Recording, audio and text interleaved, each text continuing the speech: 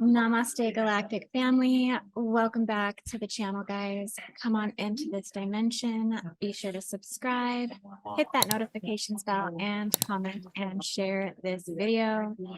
As I'm probably going to be speaking just a little bit lower than I normally do, as I'm sitting in a very busy cafe right now. As you guys know how it is trying to find those perfect spots to film. So I was so lucky to find this little spot here that doesn't really have anybody else sitting around me currently, just kind of in the back of me. So I don't want to be super loud with my voice, but I want to be clear. So thank goodness I have the microphone here. Hopefully it's going to catch mostly what I'm saying and push out some of the background noise. But yeah, essentially this was a good spot because I got the little picture of the Sistine Chapel behind me, the picture on the wall there. That's the artwork of Michelangelo. And I've been in Rome for about a week now. I've managed to go up to the Vatican twice. I've been observing and documenting and taking several notes of what I am finding as I feel more into the energies here. I have also been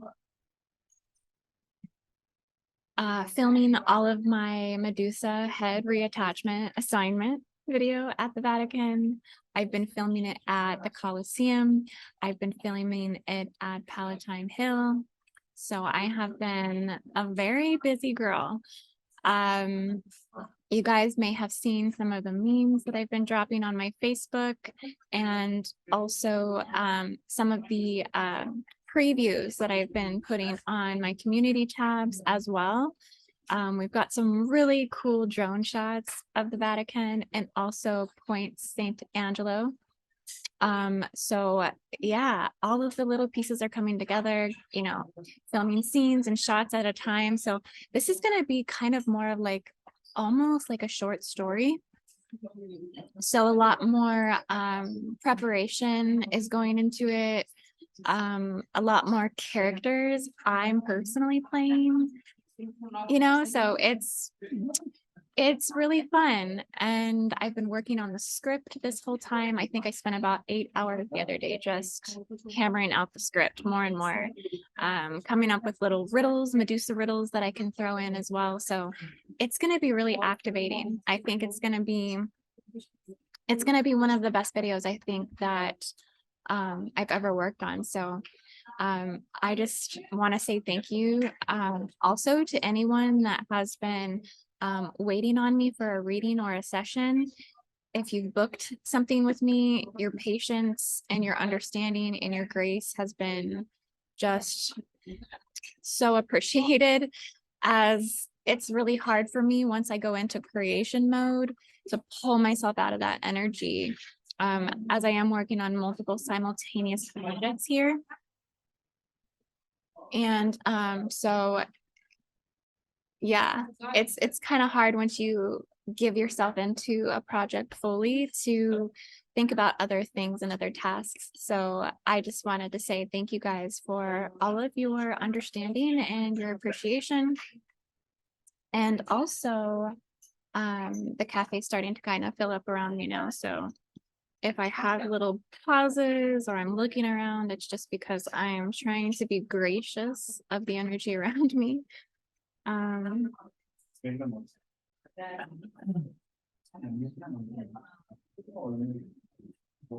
We are going to dive into some, you know, more tense topics of the 5D reversal of Stargate today. So luckily, I do think most of the people around me don't necessarily speak English. So I don't think everybody's going to really understand what I'm saying anyways. So that's a good thing, because coming from my perspective, essentially, you know how I see things here. And so I'm gonna try to define that more with you guys today. You know, it's really interesting though. I could not believe how fitting the location of the Vatican was for the shots in my Medusa piece. The amount of decapitated heads in there is absolutely insane. I'm going to tell you guys all about that in just a moment. It's really led me to start to investigate other aspects of the Vatican. It's really interesting if you start to look into why all their statues are decapitated, why they have a hall of heads, literally just decapitated head after decapitated head after decapitated head. There's really not a lot of explanation about it. So I've been digging and trying to dive in and find why they do this. You know, I think it has a lot to do with the statues and the temples being ransacked, and that cutting off the heads was a way to disrespect statues and monuments. And so maybe they just picked up the heads after certain things happened, and now that's why they're putting them on display. But I think there's definitely a much deeper meaning to all of this. And my investigation senses have gone up. So I'm going to definitely be looking more into that. Essentially, each time that I have returned from the Vatican, I have had to immediately just rest. I mean, the feeling there was so intense, and I've been getting really intense spouts of severe fatigue. Okay, come through and just completely wipe me out. I really only have experienced fatigue like this if I'm coming down with something really, really intense, like the flu, or like, you know, I think in 2011, 2012, I came down with swine flu.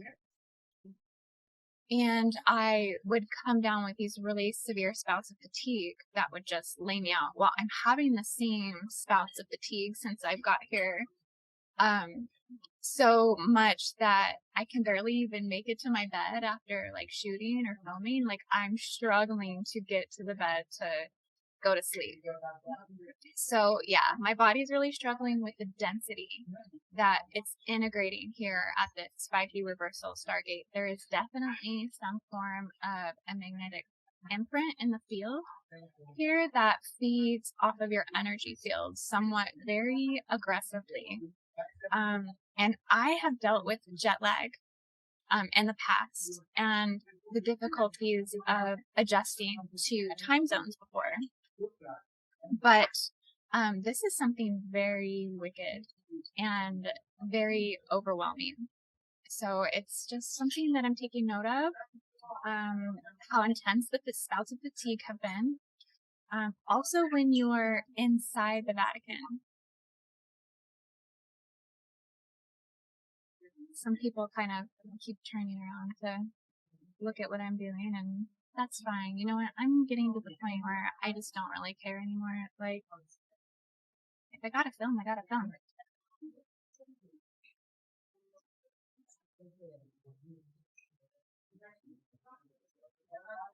But essentially, when you're in the Vatican, the 2 times that I've been in there, the first time I was in there, it was right after a major holiday, so it was completely packed. I'm talking wall to wall packed.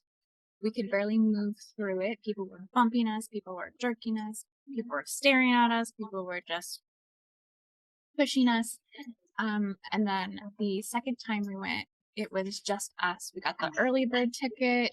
We got there before everybody else, and we had the whole place to ourselves to film in there and kind of be a little bit be a little bit wild. Not too disrespectful or anything. But no guards said anything to us. They just let us kind of play and, get our shots and everything. I was very surprised that we were able to do that. But again, after I left, again, the fatigue came in, wiped me out. But in the Vatican, there is like, you start to feel a disturbance in your vibration. You start to feel rushes of anger, rushes of agitation, irritability, time disorientation, confusion. You start to feel lost. You start to feel like, is this place ever going to end? It's very much a labyrinth in there. I started to feel bereavement. I started to feel dispossession, especially when I came to sections of the Vatican where you've seen all of the ancient artifacts. I mean, tribal ancient artifacts. I think that was where I could see that there was the most energy and just a sense of sadness, for those artifacts being withheld from their rightful owners. So, and we're not even getting to see half of it. We're just getting to see what's on display to the general public. But meanwhile, all the time that you're moving through the Vatican, this 5D reversal Stargate, your energy is leaving your body, so you're getting weaker, you're feeling weaker.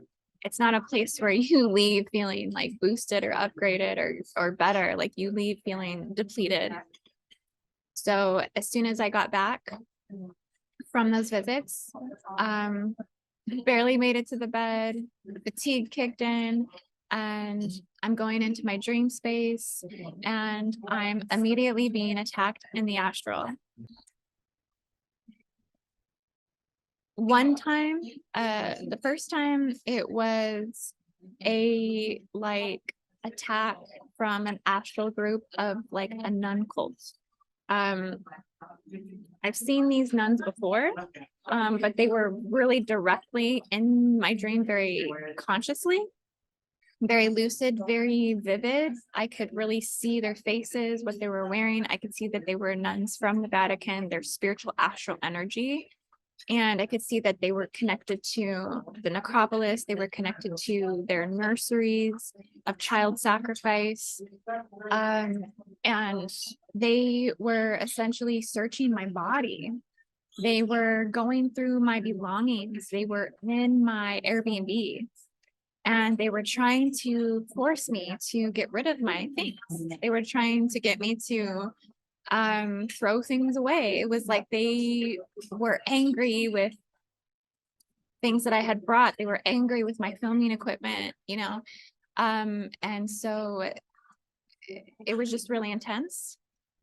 And I could feel that anything that they seen or felt as a threat or unholy, that they were able to use their powers in the astral to go in for infiltration, targeting, and siphoning as much as they could to incite fear. That it was all playing off of the vibration of fear. And the second time that I went, again, same thing. I was attacked in the astral. I couldn't really make out what was attacking me, but I was told that I was talking out loud in my sleep, that I was actually screaming, that I was crying out, no, no, no, no, like multiple times. And I was having a sleep paralysis and disturbances. And it was really interesting. As I was falling asleep the second time, I could feel all of this lucid energy that was just sitting in the center of my chest. I could feel the power of the Vatican, or the energy of the Vatican, moving in and out of me. And it's been putting a lot of pressure on my lungs. And it's like, that's where the lucid energy was sitting in my body. So it is kind of and that's been hitting me ever since I got here. My lungs, out of all of my organs, are struggling the most to adjust to the energy here and to this 5D reversal Stargate. And I got to thinking about that. And, you know, the lungs are, you know, each organ in the body represents a certain dynamic aspect of the spirit body. And the lungs in particular are called the Po, or what is called the corporal spirit. And this is part of the ethereal spirit that is bound to the external world. So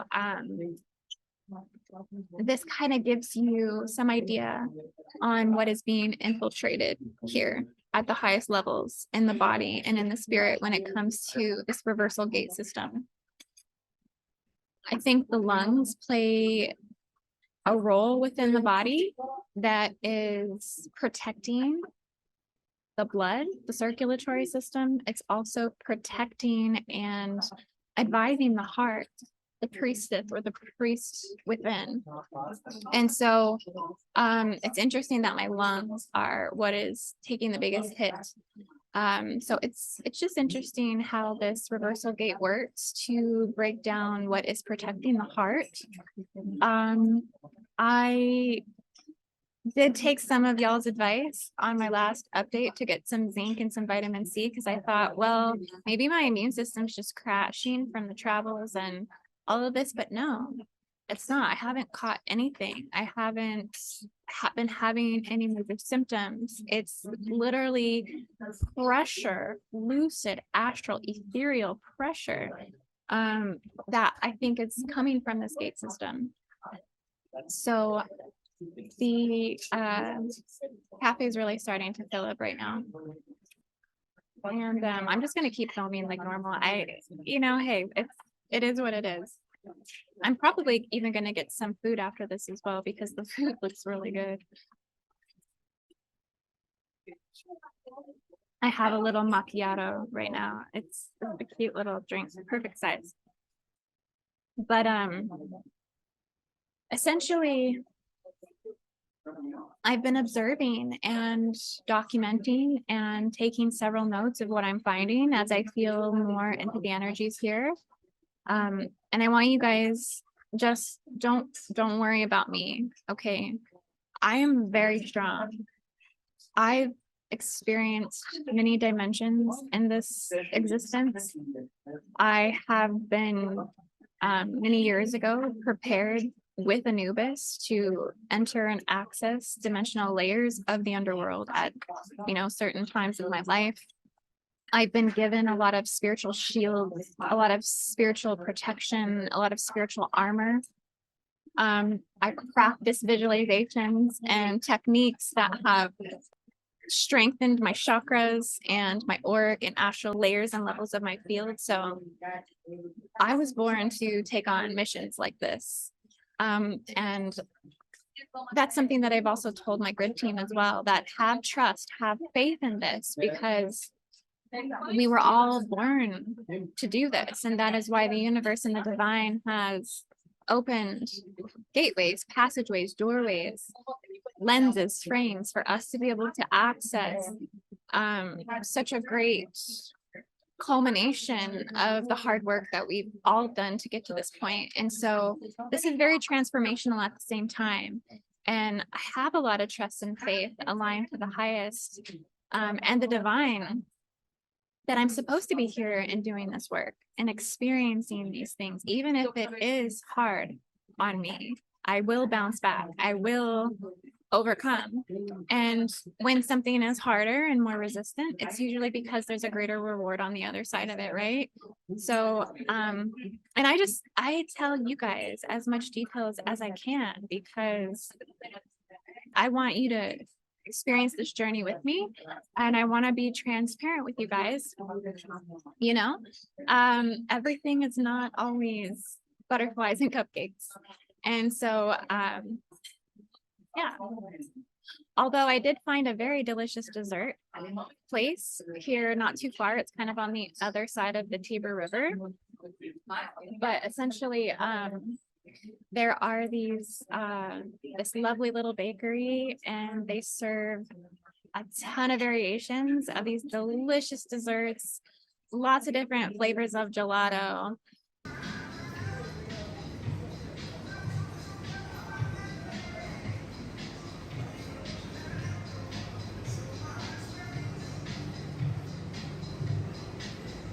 choice is so massive. So yummy. So yummy. And those ones as well. They serve Italian cream stuffed canaccini. I don't know if I'm pronouncing that correctly. Ciao. But this is my favorite part, and this one was so good. They are the two cannoli, one of the Roman cannoli and Sicilian cannoli. Roman candle. I want two of these ones. Oh, good. Are you not going to try anything new? I don't know if I can try anything new. The custard was perfect. Yeah. One of the Roman cannoli. Oh, to go. To go? To go.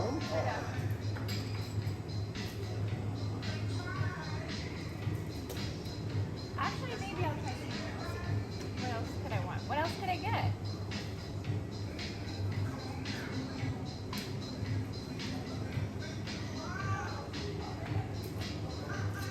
Is there anything else? Actually, let's get 4 of those together. 4 of those? Going They're wild. so good. I'm literally obsessed. Going fat. Not only looking nice, also delicious. Huh? Very delicious. Delicious? Very delicious. Okay, I'll try one of those. Wow, what is But that? then 2 more of those. Some of those. That. What is this?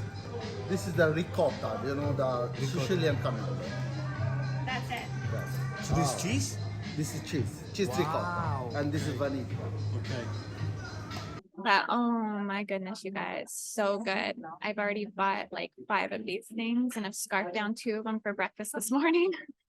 And also Googled the recipe because I hopefully will be making these when I get back. That was one of the reasons why I was so excited to come to Italy, is because I was really hoping to experience the authentic recipes and hopefully take some of it back home with me to just, you know, spice up my own cooking at home with new ideas. One thing that I'm gonna definitely take from this place is they always slice like the raw mozzarella and put it in their sandwiches. And I mean, I've put mozzarella on my sandwiches before, but not the raw version of it. And so I'm excited to go home and make some sandwiches with some fresh mozzarella. And, you know, make some sandwiches for my kids and see how they like it, because it is delicious. So good. But yeah, so that's kind of one thing that I love to do outside of being artistic and creative, is I like to take that part of myself and transfer it to the kitchen as well, because I do kind of love cooking. But ultimately the reason why I'm here is to understand the mechanics of the 5th dimensional reversal Stargate. I love to study the mechanics of Stargates. And so this is the first time that I'm really getting to experience a reversal gate system. And so it's something that's really important to me to understand how it works. And so by me experiencing it through my body, it's also showing me how it works essentially. So it might be a little bit loud in here. It's definitely loud in here right now. Hopefully you guys can still hear me. The microphone usually does pretty well. Everybody's like really looking at me, but I just don't care. It is what it is, you know. There's not a lot of places to record around here, so I just have to kind of set up camp and hopefully everything turns out. So I really just think that all of this that I'm going through isn't for nothing. You know what I mean? If you're new to my channel, a reversal Stargate essentially is the meaning of Antichrist, or anti-life energy. It exudes the worship of the death culturalism here on this planet Earth. It's kind of like a vacuum that funnels this antichrist or anti-life energy into larger mechanical beast machines inside the Earth. that serve planetary hijacking devices from the Rotten Staff, and they open up into phantom systems and fallen realms and serve into the Wisa systems. The Wisa systems is something you can essentially read about with Asha Nadin's work or Lisa Renee's work. They are realms that exist off of wormhole systems or black hole systems, essentially. And it's where entities, non-human entities, spirits, reptilians, you know, imposter spirits, aliens of the negative type can infiltrate and also come through, that connect into other portal systems such as the Saturn Moon Matrix, such as the force breeding programs, the moon chains, and all of these things. So yeah, that's really what these this reversal Stargate exists off of Saturn blood sacrifice and pedophilia, you know, all of these things, the pedo gods, Malak, all of these things. So this is kind of what I've observed so far.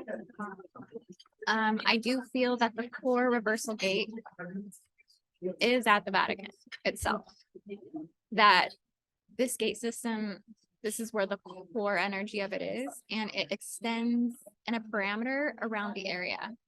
And it's also built, and this is what I've seen psychically. Okay, so this is just my interpretation as I've surveyed the land and I have really sat with it telepathically, intuitively, and have tuned in. It seems like it's built into Vatican Hill, and it plugs into the Vatican Museum at different points. So it seemed like different points inside the Vatican Museum were pulling harder into the reversal energy to funnel the energy, what it seemed like, from the travelers and from the tourists from all over the world. Okay, all over the world. Like they get, I think it's the third most visited place in the entire world, Vatican. Okay, so that's how much energy it's siphoning. With high levels of tourists, they can essentially funnel and feed off of them through spiritual deception and through what is in retaliation to the true Yeshua mission. And so when you're in there, you can see they're running, you know, a lot of propaganda, of course. They're running loop cycles of videos of the Pope kissing Yeshua's feet. They're running, you know, perceived perceptions of a Pope that truly, I think, actually doesn't really exist. It's almost like he's a hologram. He's not real. And so they're, you know, showing him, they're depicting a lot of spiritual enslavement propaganda. And everyone in there is wearing masks. And I'm not talking about the masks that go across your nose and your mouth. I'm talking about levels of ego identity and levels of altered perceptions of a programmed self, essentially, that's not really who they are. And they're hiding their ulterior motives. And that's very, very easy to see for someone like me. So what does this mean if you are a certified Gridwork facilitator? Well, it means that you will have acquired the knowledge and the skills to properly do boots on the ground grid work and interpret the holographic spiritual geography of the land and the earth inter and extra dimensionally. You will have mastery skills in hosting your own grid work containers and facilitating as an instructor, guiding remote group grid work sessions, also guiding those boots on the ground grid work sessions as well. That's what we're doing here in Italy, in Rome. We are hosting Winter Solstice 2022 group gridwork session, guys. So you don't want to miss this course, because within these courses you will have the ability to guide group remote viewing, group by location, entering landing sites, drop-in zones, group discovery, healing time, extraction, and If you don't know what any of these terms mean, you will learn these as you work through this course. You will be guided on how to format your sessions, providing itinerary, focal points, charting, healing modalities, sacred tools, and maintaining integrity and leadership in your groups. We will cover all aspects and all dynamics to powerful gridwork facilitation and make sure that you have a clear understanding of the vocabulary, the terms, and planetary definitions of architecture and holographic geography. We will work on techniques and skills to enhance your planetary intuitive abilities and grid reader, grid worker abilities, and so much more. We have a beautiful, full-length, in-depth, and exciting instruction set waiting for you. So come and join this course, guys. The class is January 22nd, 2023. We already have 4 classes available for download and replays that you can catch up on in the meantime as we prepare for the next live action class. So come and join us. We would love to have you, and we'll see you there. Links for the course will be down in the description. All you have to do is just go to learn.indigoangel222.com. That's learn.indigoangel222.com, and let's do this. The Vatican Hill is harboring layers of what I could see. It looked like a trifecta, a 3-tiered layer of underworld cities. I need to tune more into that so I could get more description on that. But it seemed like those connection points did stretch through all of Vatican City, okay, all the way to the Pope's home in Castel Gandolfo. Okay, that these extensions of that energy, or supposedly the Pope's home in Castle Gandolfo, right? We don't really know if that's actually the Pope's home. But this is all extending from the necropolis, from the cemetery, from the graveyards, okay, the grottos, which you can go down into. I haven't gone down in there yet. I feel like something is I'm waiting for some sort of push of energy, or maybe I'm just waiting for my grid team to get here. People are starting to fly in even today. I think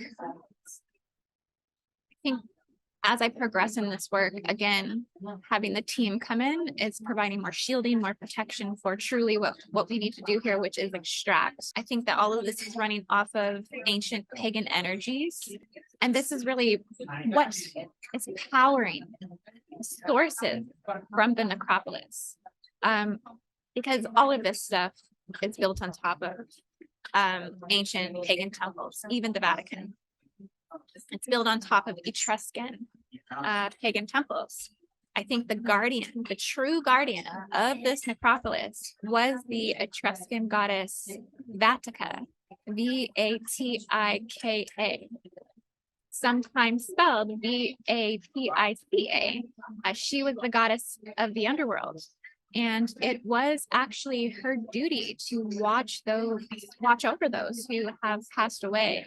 But essentially, the name Vatica, also called Vaticanus or Vaginatus, and later came to mean in Latin vagina, right? So that is the female reproductive organ. And I think I'm just tripping up a little bit because I'm talking about vaginas in a very public place. So give me just a second.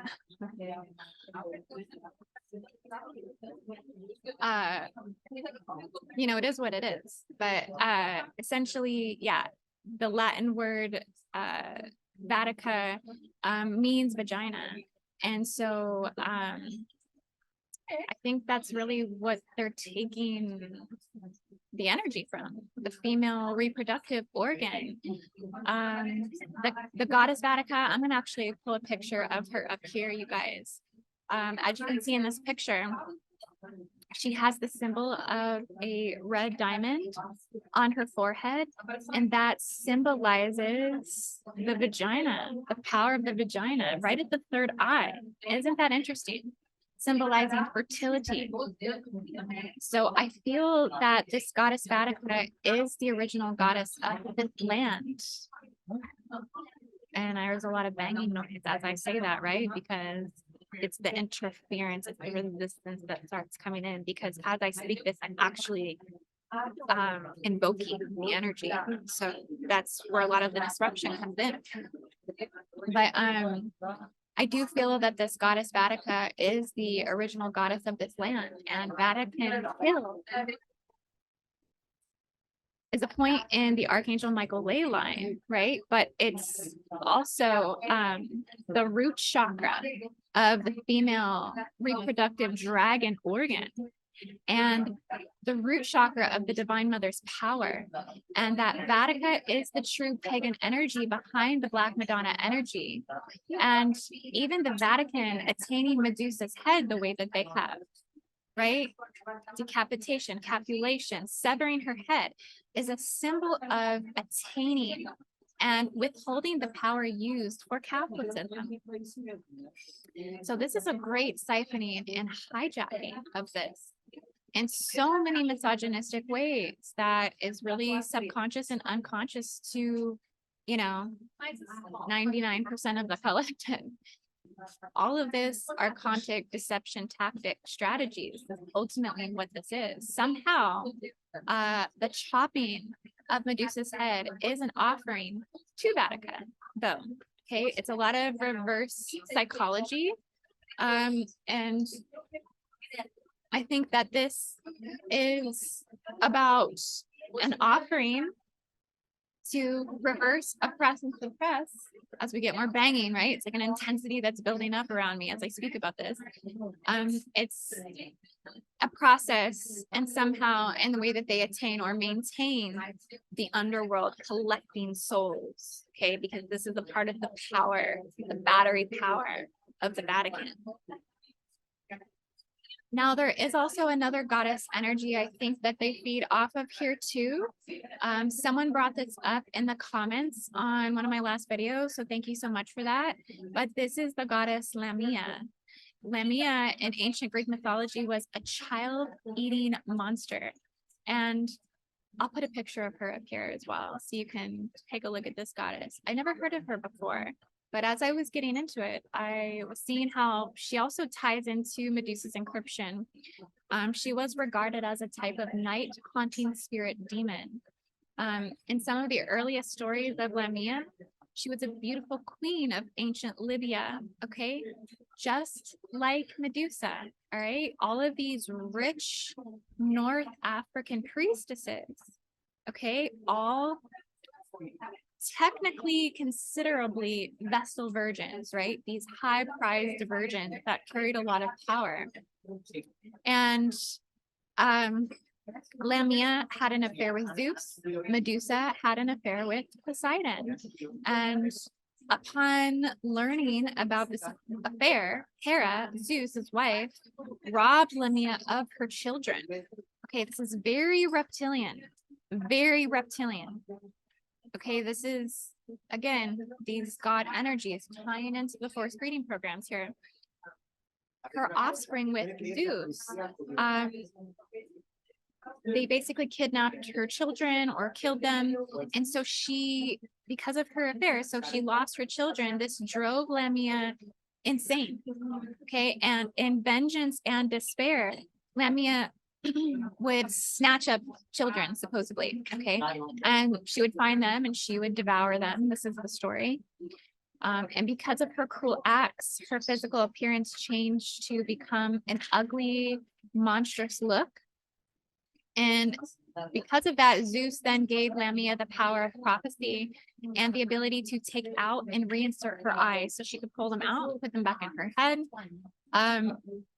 And possibly because she was cursed by Hera with insomnia as well. That this is how the story ties in with the eyeballs, because of the insomnia, that she just could no longer close her eyes, so that she was forced always to just obsess over her lost children. But what mother wouldn't, right? I mean, come on. So I think that they invert these goddess energies to feed their nursery necropolis, okay, their pedophilia, their pedodontia, their pedo portals. And I'm sitting here out in the public, in the open, talking about pedo portals, guys. Like, it's insane. and their child sacrifice. So, and all of this is in many of their paintings throughout the museum in the Sistine Chapel. I mean, if you look at this painting behind me here, Michelangelo's work here in the Sistine Chapel, you will see some child sacrifice in that. Okay, again, they're not shy about showing that. Now, Zeus's energy is another interesting thing as well. Wow, so much banging as soon as I talk about Zeus. And if you guys can't hear the banging, apologies. I can't tell what you can and can't hear through my microphone. I just hear it. So, Zeus's energy. This was something that I really felt at the Pantheon.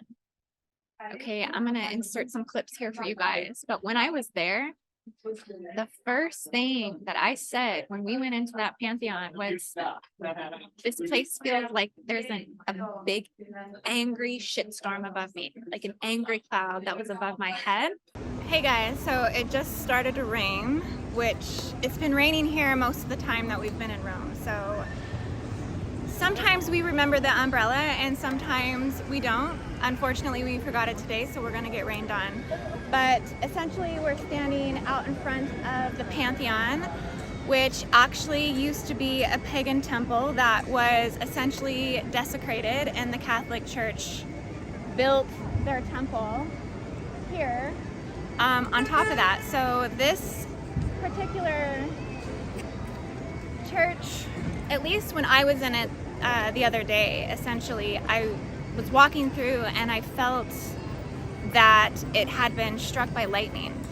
And I could hear almost like an angry energy from the gods. Well, essentially I was looking it up after the fact, and apparently it has been recorded that the Pantheon has been struck by lightning before. So I really feel that that was probably Zeus's energy, and he was the one who struck the Pantheon by lightning. And essentially we're gonna go in there and take a tour and check it out. So let's go inside and see what it's like. And you could feel that it had been struck by lightning. I said that out loud to Bart. I said, this place has been struck by lightning. I can feel it.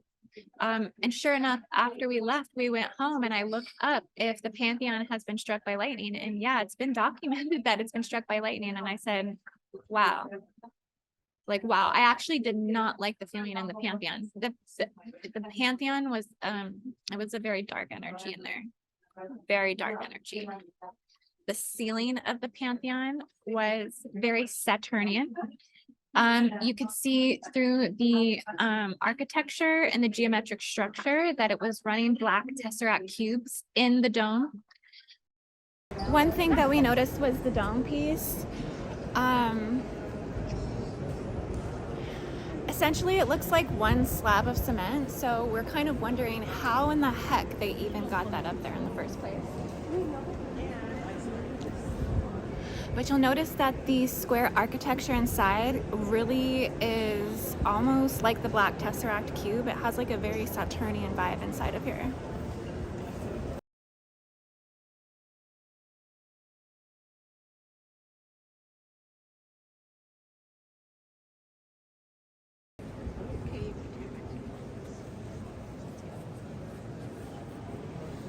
So this was one place that we wanted to try to film for the Medusa shots, but unfortunately I couldn't get away with taking my jacket off in here, and I needed to take my jacket off to do all the crazy stuff for the Medusa shots. So essentially there's a dress code here, so you have to have everything covered and you can't do anything super crazy.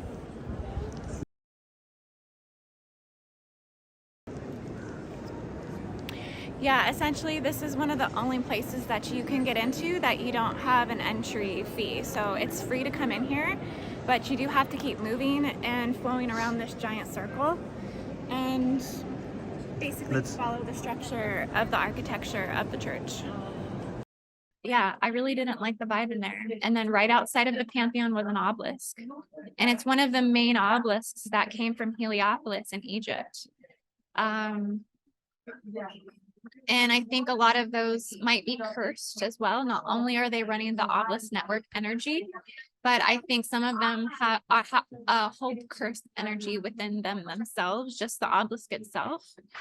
This is one of the obelisks that's one of the 13 obelisks in the city of Rome. There are 13 obelisks total.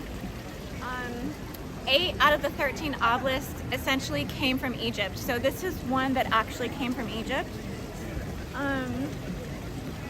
This is one that we're going to actually work on for our winter solstice group rescue mission that we're doing here.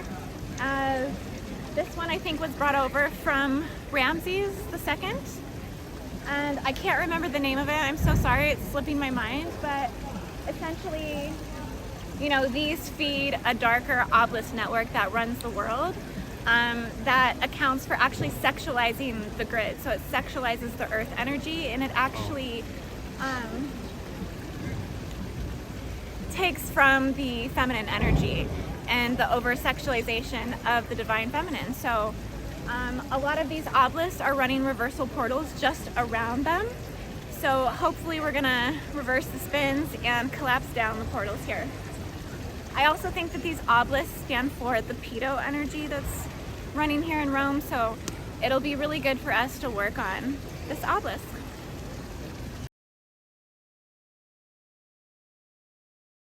Yes, and if you guys look up there, you can see all of the Egyptian inscriptions on the side of the obelisk.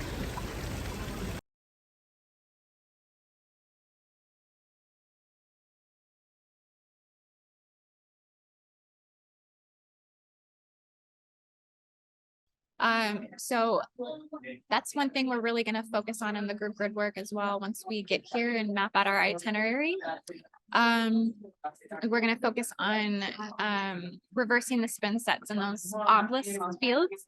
But I'm going to talk more about that in just a second. Now, I know that some of you have told me that the reversal Stargate was moved from the Vatican to Malta. And I just want to acknowledge that. And I know that's something that you can find on Lisa Renee's website, ascensionglossary.com. And I wouldn't doubt that there is another portal vortexal structure there, a new connecting portal there. But I don't think that this one has been collapsed. And I will explain why. I have been seeing several reversal portal networks extending across the country of Italy. Just the more that I get into putting together my cosmic grid update, which I'm going to deliver to you guys soon at some point, maybe next week or something. It's just, I want to wait to do that update because I'm still gathering a lot of intel. But I think that these reversal portals span across the country of Italy entirely, as I think that they're in other cities, heavily adopted the Roman Catholic Church's energy, cities such as Assisi, ASSISI, San Giovanni Rotondo, Padua, PADUA, and Pompeii as well. I think that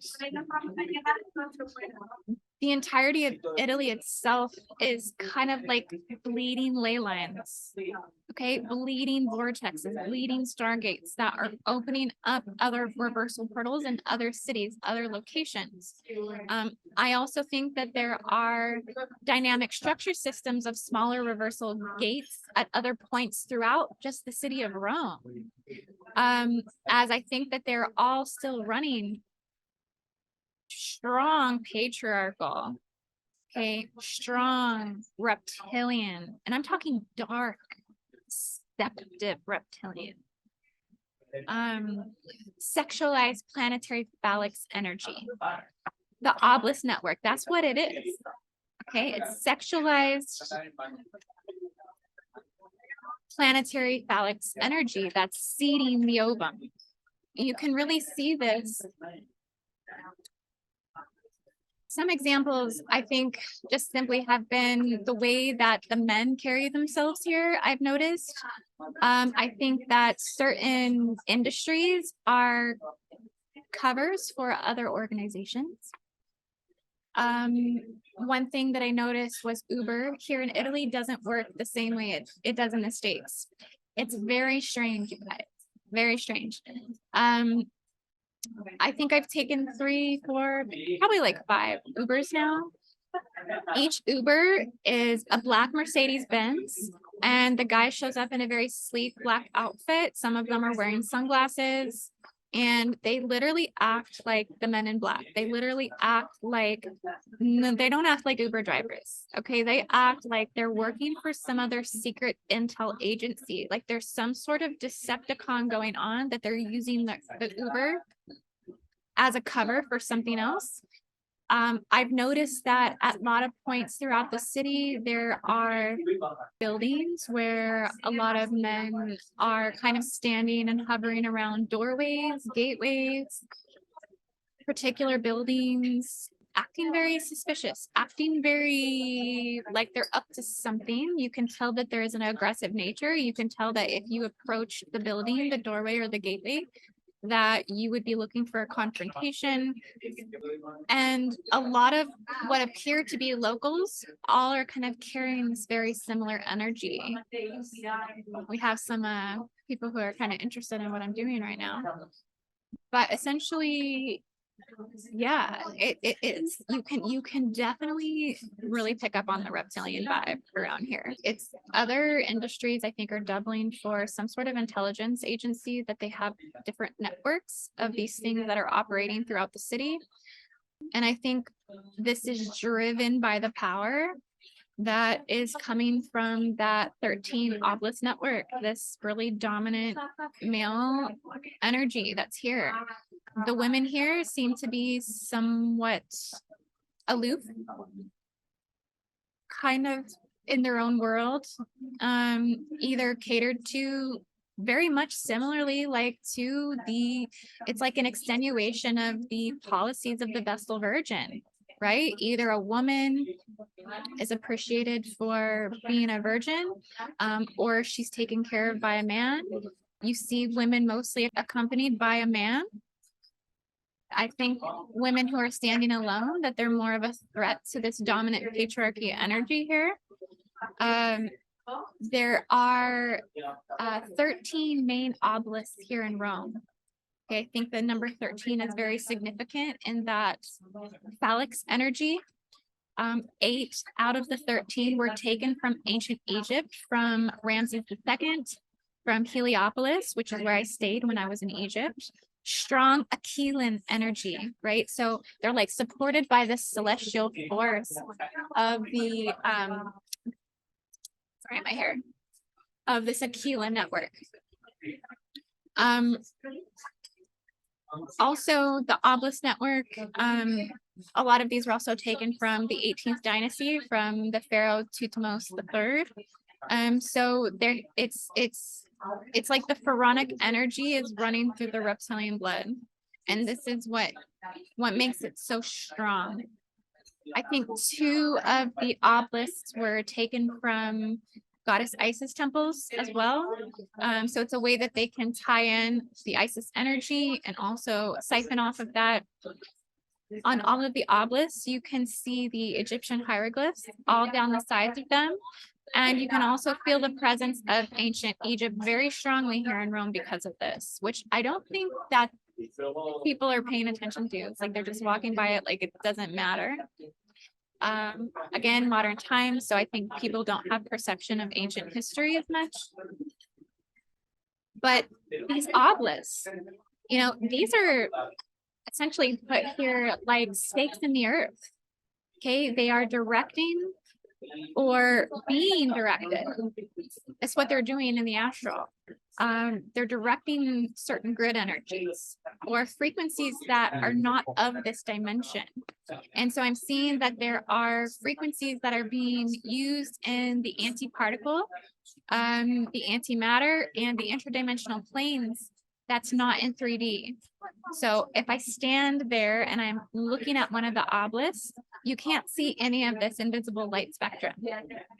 But if you tune into your Merkavah field and focus on the spin set, you can feel the reversal currents in your field spin set from the ground coming up from the root to the crown. Okay, so I think that each obelisk is funneling a reversal current that extends from the Vatican. It's like these smaller reversal networks. And this in turn is feeding the global obelisk network, running from Paris to Washington, D.C., which is where they hijacked all of the architectural structure from Rome, and Switzerland as well. And I think all of this is existing off of this severed living dead energy. And when I say severed, through all means, I mean of execution of these decapitated body parts. Okay, whether it's female decapitation, Medusa, whatever. I don't think this is just about Medusa with these severed parts, you guys. This is something that is... Why isn't anybody talking about this? That's what I want to know, because that was one of the things that I really tuned into while I was there. I think this comes through an etheric Vatican seal that has been placed, and it's placed through the crossed keys. I talked about that before, how that loops down and ties to the ovaries. But essentially, these severed heads is for the body of all people on this earth, men and women, royal bloodlines, wealthy bloodlines, poor families, spiritual families. As I was walking at the Vatican, I came to the Hall of Heads records.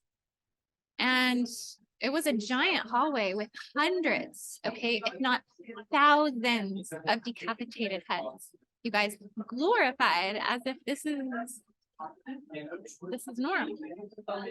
Nobody's given any deeper thought to why all these heads are decapitated. They don't want you to speak in this life or the next life. That's the vibe that I'm getting. They don't want. It's like a warning. It's a warning. If you speak, your head will be chopped off. They siphon you in the afterlife by chopping off your head. And it's like they entrap your soul in the necropolis labyrinth. And so they decapitate to distort the natural processes of death with denying the burst of DMT at the moment of death. Okay, this is how they can hijack the soul and deny eternal life experiences. So I think that this may be the true source of the world's greatest and largest throat chakra blockage. Out of every single chakra in the body, worldwide, globally, the throat chakra is the most blocked chakra, men and women. And I think there is several and many functions to this Vatican seal that plays a part in this throat chakra blockages.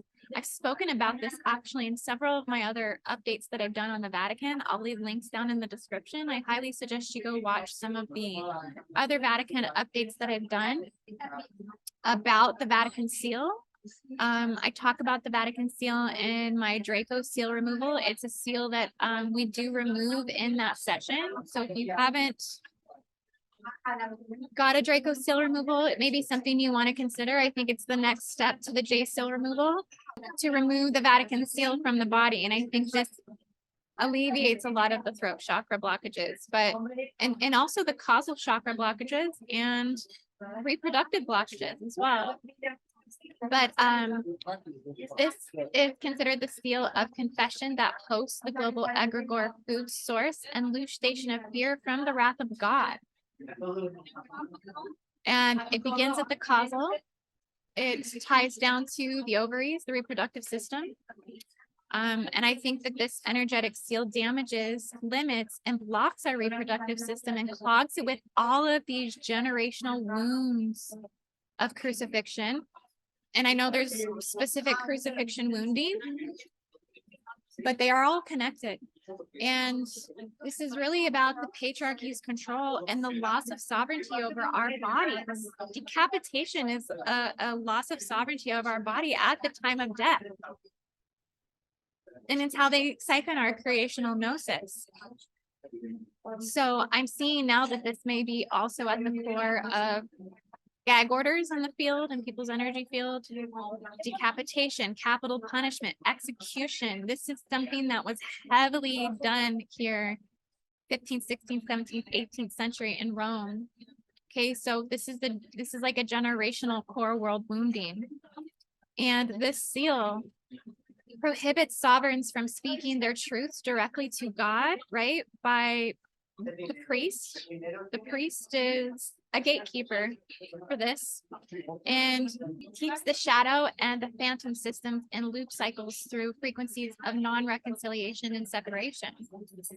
Kind of like the insertion of the separation of light from darkness in Genesis, which is something you can see up on this picture in the back of me here in Michelangelo's paintings. Yeah, I think that this seal is a big one.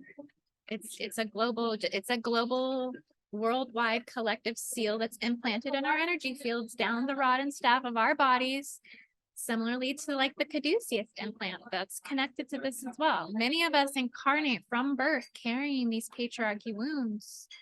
We all do, actually. Not many of us, we all do. Unless you were born in some indigenous tribe in Africa. You know, if you're a part of mainstream society connected to an obelisk somewhere, you're going to be having these wounds from the planetary Vatican seal of confession that we really can't trace back to any specific remembered trauma. Therefore, we can't heal it. So these are things that are also difficult to talk about because we're just starting to understand this stuff. This is because this seal really blocks the memory fields of the original trauma. This is happening to both men and women, and it distorts the soul's innate and natural ability to procreate with soulmates of fifth dimensional alignment, to bring in souls from higher dimensions, and evolved in reincarnates prepared to anchor in the Earth's highest timeline. So this is a draconian reptilian hybrid distortion that's feeding into their forced breeding programs. Again, yeah, it does feel like there's a much higher reptilian body count here in this city. And it's a very eerie, kind of creepy feeling. I almost feel like have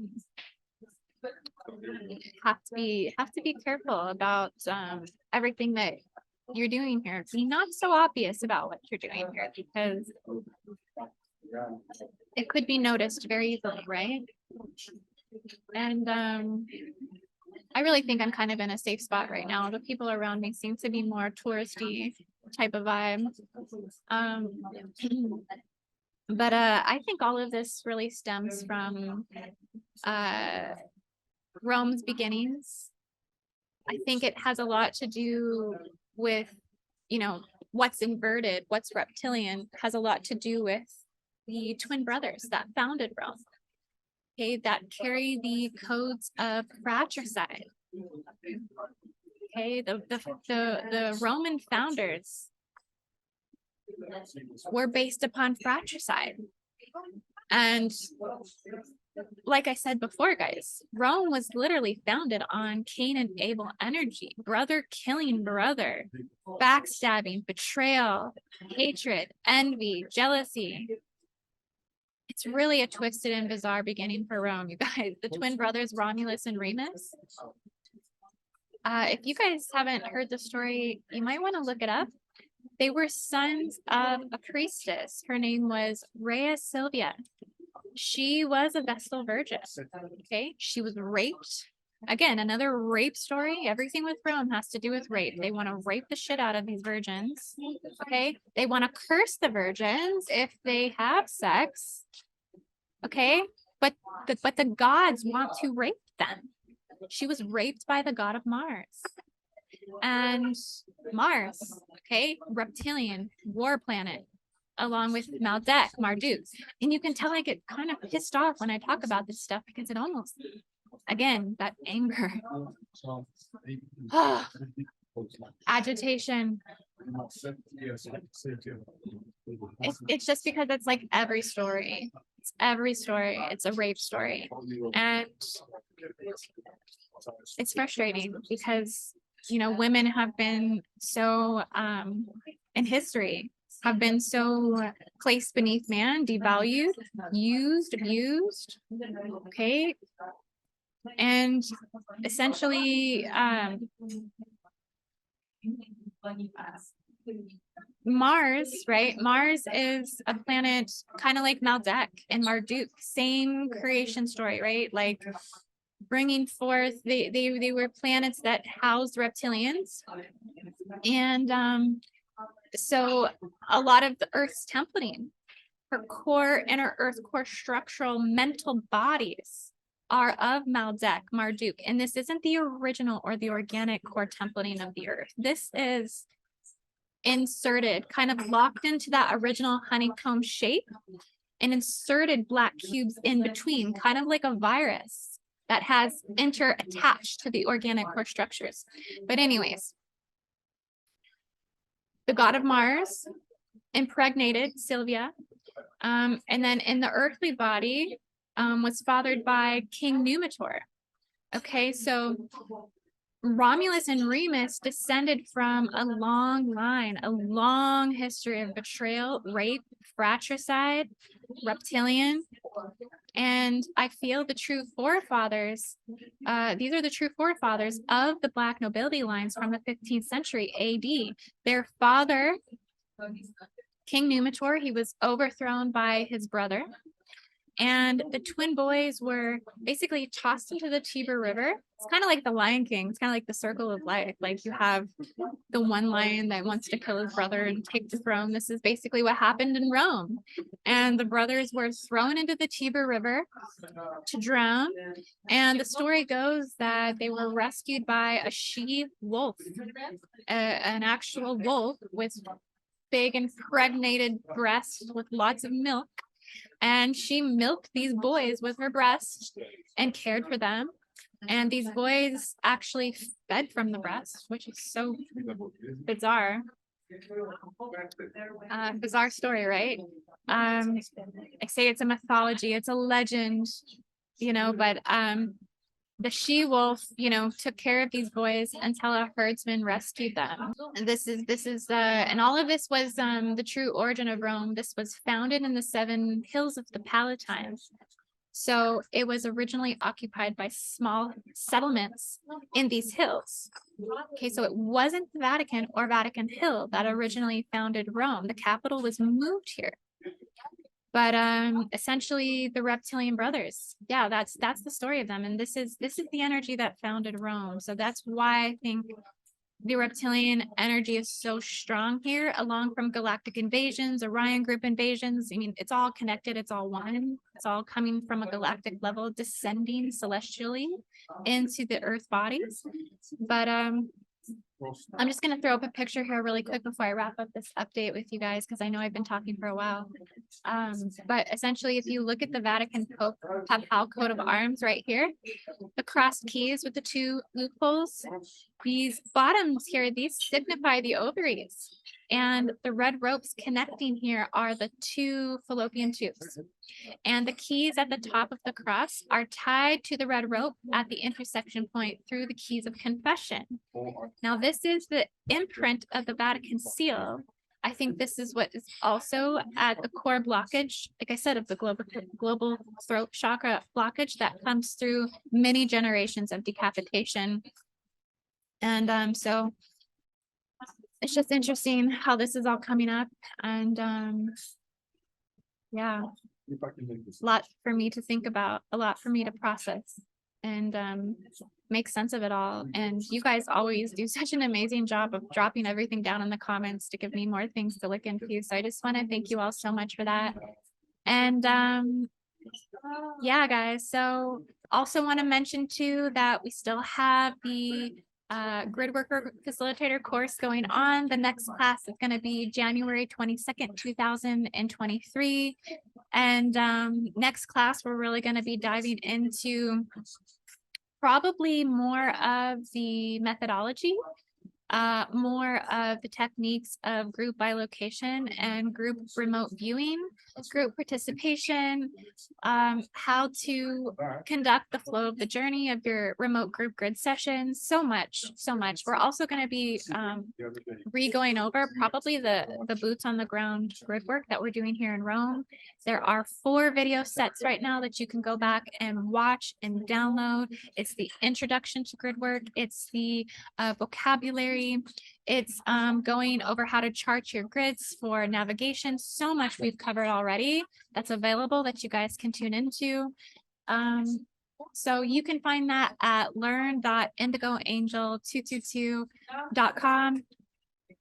Yeah, guys, I hope to see you in the course because these are live classes and live interaction when we do them. So the next one again, January 22nd, 2023, join the group Gridwork Facilitator course. You guys are not going to be disappointed. So much amazing feedback has came from this already. And really most of my grid team that is in the course, so they're coming here and you guys will get to see what we're doing here because we're going to be filming all of it. We've been mapping out all of our itinerary, all of the navigation that we're going to go over, and it's all going to be a part of my cosmic grid update coming up that I'm going to fill you guys in on all of this information. So I really can't wait to share it. I'm so excited. I really look forward to delivering more amazing messages and bringing you guys in with me on this journey. And yeah, so I love you all so much. I hope you're having a beautiful everything, and I will see you guys on the next video. Take care.